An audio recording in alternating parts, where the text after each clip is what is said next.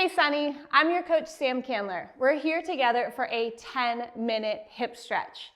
Now, we release stretches like this plus more bodyweight workouts and more on our YouTube channel all the time, so be sure to subscribe and hit the bell so you can stay up to date. Now, are you ready to stretch out your entire hip complex? This is going to help you recover from your last workout and perform your best in your next one. So we're going to get going now, and we're going to start on the ground. All you need is the ground, and I made myself a little squishy towel. I think it just helps, it feels nice. And I'm going to take my right knee and put it right there on my squishy towel. If you don't want a squishy towel, you don't have to have one. Then I'm going to reach my left foot forward, pull my toes back towards me, pull my hips back, and I'm going to keep this leg straight. So right now you might be like, well, I thought this is a hip stretch, but we're stretching our hamstrings. And that is correct, but our hamstrings pull on our hip joints, so we need to make sure that they have a little room to move. So we're going to be working on stretching out all different parts that would pull on your hip joint so that you have maximal mobility and range of motion. So here we're just pulling the toes back towards you. That's it. We're going to breathe, and we're going to hold everything we do today for about a minute. That way we can let our bodies sink in, settle into the stretch. All right, let's take a nice deep breath in and breathe out. And then we're going to plant that left foot down. And then here, if it's available to you, I want you to lean forward and grab your right shoe. Just like that. If you're barefoot, that's cool too. Now from here, you're going to squeeze your right glute forward, and that's going to create a deep stretch down the front of your hip. So I'll turn and face you. I want you to stay exactly where you are. I'm kind of sliding off of my little cushion here. But here we go. We're just like this. So I'm squeezing my glute forward, and I've got this deep stretch right down through the entire front of my hip. If you feel it lower, that's your quad. Don't worry. It's okay to feel it there too. You're going to feel whatever's the tightest all the way down the front of this chain. So we breathe. So never at any point should any of these stretches be so extreme that you're struggling to breathe comfortably.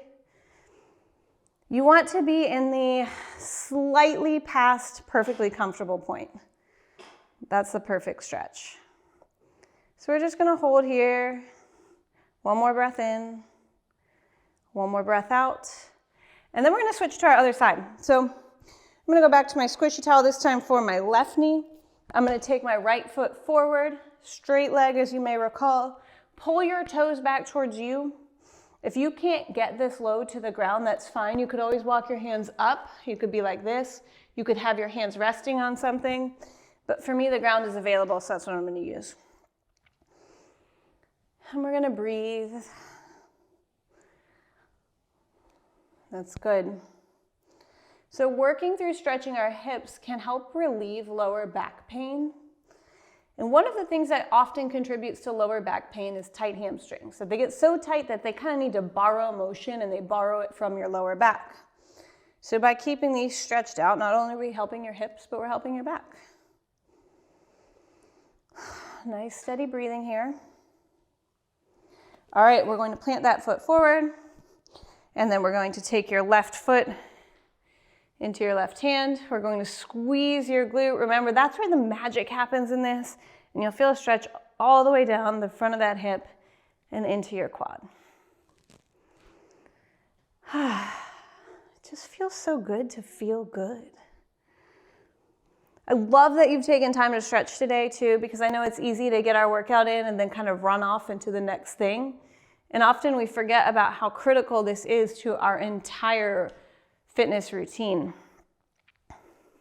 Plus, sometimes I do this whole routine before bed.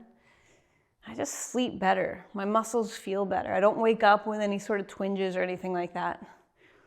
So maybe this is a pre-bedtime routine for you.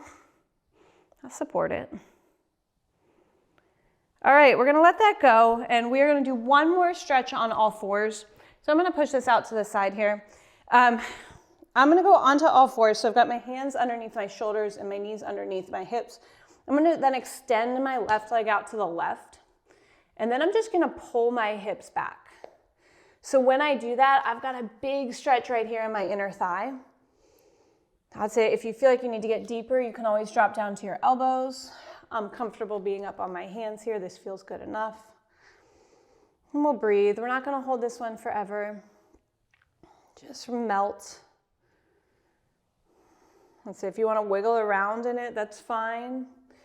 I don't want any bouncing into your stretches, but if you want to wiggle and kind of create a little space, that's fine. Now we're going to do the same thing on your other side. That's it. So I've got my right leg kicked out to my right. I'm going to pull my hips back. And this feels a little different. Actually, this feels a little bit tighter, which is unusual for me. But we don't judge it. We just notice it. That's it. I'm going to give a little shift here too. All right, now we're going to come out of that and we're going to find our way down to our bellies. So here, you're going to be straight down on the ground on your belly. And then I'm going to have you push up with your hands, and you can keep your thighs on the ground if you'd like, or you can pick them up and just push off of the tops of your feet. I'm going to put my thighs down on the ground and I'm going to lift up. So just like our hamstring muscles pull on our hips and our quads, so do our ab muscles. So I want to get some length here. Breathe in, breathe out. Then we're going to take our right knee and we're going to bring it forward into a pigeon stretch. So if you know yoga, this is based on that. I'm just going to draw my right knee to my right hand. Then I'm going to allow my body to sink down. So a lot of people like to work on getting their shin parallel to the top of your mat. That's fine if that works for you. Then just breathe.